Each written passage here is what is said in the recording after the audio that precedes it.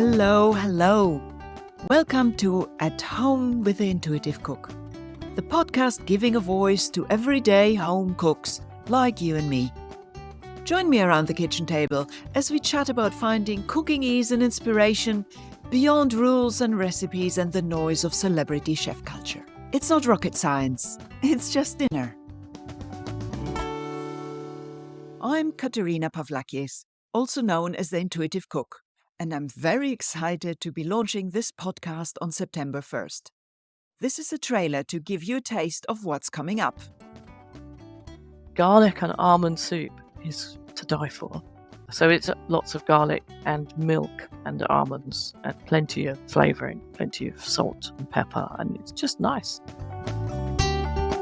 And I hadn't really noticed until I started working with you that I could apply my creativity and I could apply that intuition to the way that I make a meal, just as I would to the way that I write, which is very much about feeling, not about kind of thinking and analysing and trying to get it right.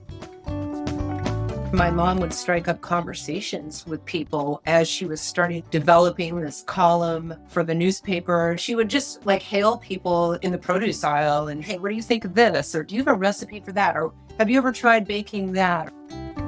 My motivation to do my health coach training was, really getting into the nitty-gritty of understanding the nutrients, the micronutrients, all of this stuff. And at the end of the day, it doesn't really matter. You still need to cook it. I've done that training, but at the end of the day, now I have to kind of backtrack and just go back to what I always knew. I take the time now to do a lot of things that nourish me that I didn't in the past. When I was working crazy hours, I have rhythms, like natural rhythms, and eating's one of them. And actually now I'm beginning to see the mindfulness in preparing food as well.